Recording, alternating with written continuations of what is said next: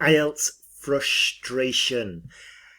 This is such a common topic with my students, and in this tutorial we're going to briefly cover the main reasons, and I'll offer a little bit of advice on how to solve it. So the first one, a lot of students are stuck at 6.5, and if we just look at the chart, going from 6 to 6.5 is relatively easy, but going from 6.5 to 7 is quite a big jump, and then going from 7 to 7.5 and upwards is more difficult. It gets more difficult the higher you climb. It doesn't go gradually.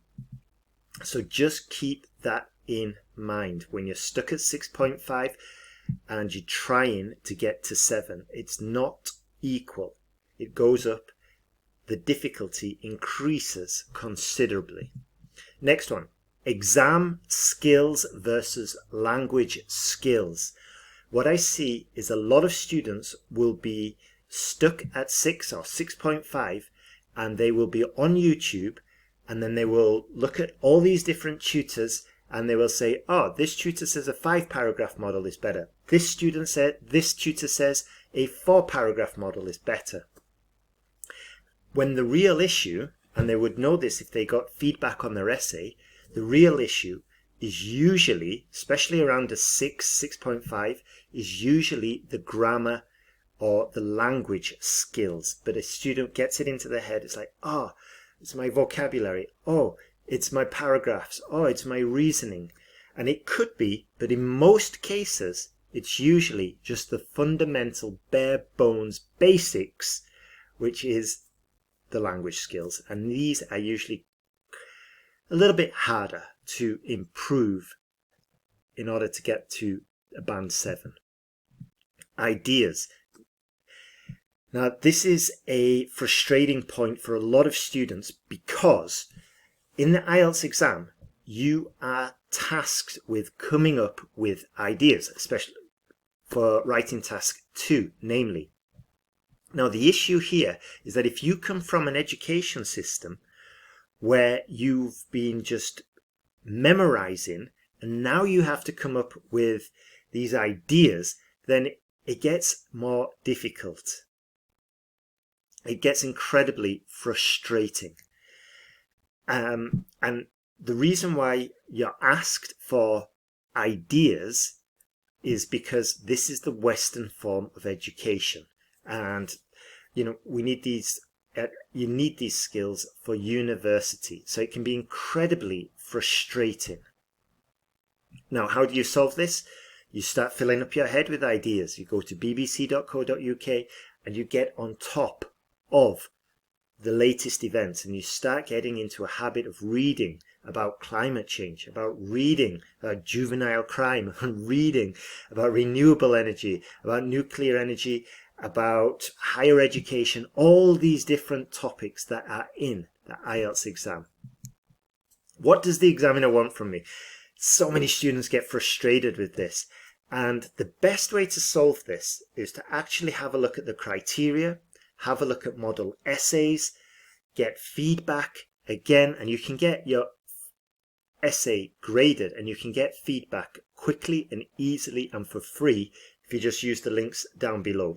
We have at IELTSPodcast.com a free AI essay checker that has been trained to pick out the mistakes and help you improve and help you with the structure and all the other elements of the writing exam.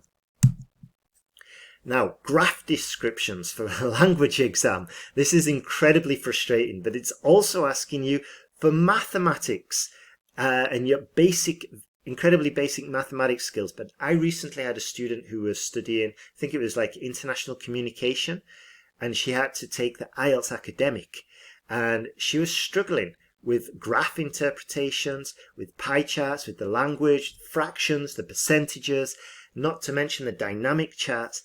And she was incredibly frustrated. She's like, this is a language exam. Why is it asking me for my mathematics knowledge?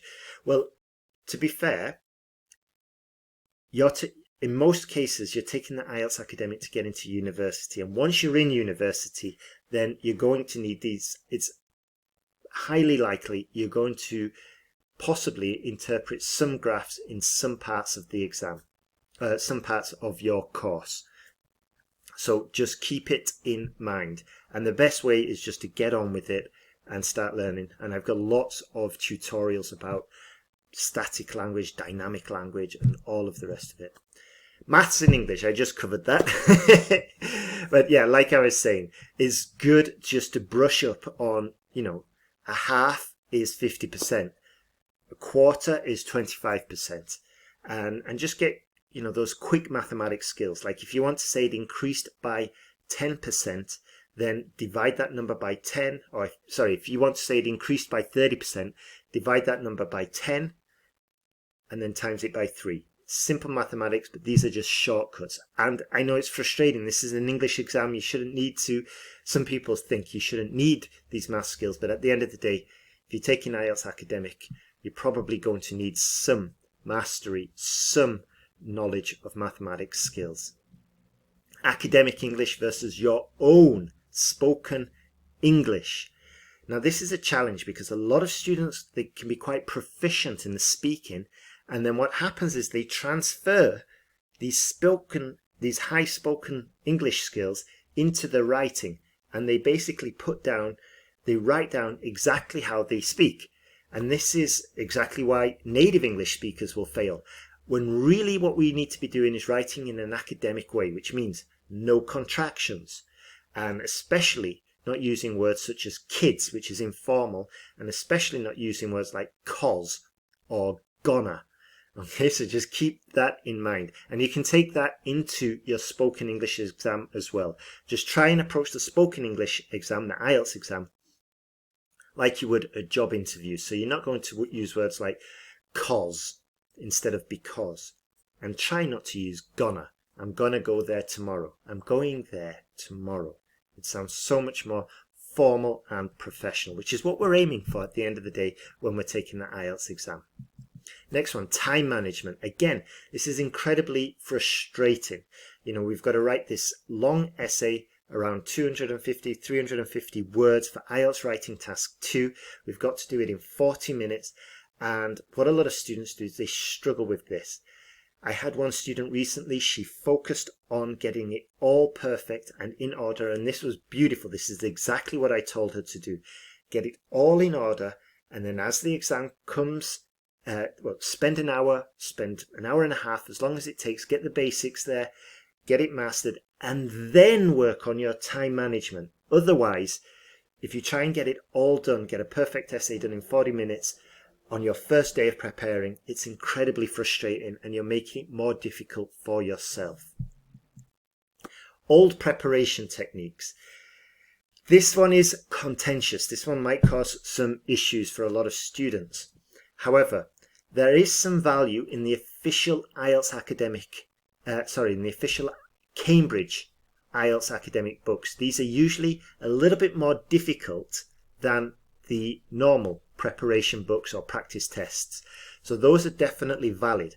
However, a lot of students are using old, outdated techniques when there's new technology available, such as the AI essay checker I mentioned before, such as the IELTS test speaking simulator that we recently launched at IELTSPodcast.com. So you can just speed up your improvement, you can speed up your progress, you can get feedback, and this just makes it so much easier for you. Here is a screenshot. This is a typical report that you get afterwards. It's only a section of the report, but you can see there, you can see the vocabulary, you can see which words are being repeated. It could give you suggestions to improve your language, so you move away from the A1, which is around band 5, 5.5, and it gives you higher level vocabulary, so it's a quick way to improve. And that's it for me in this tutorial. If you're still struggling, then please get in contact and we can help you. We can help you improve. Have a great day and thank you for watching.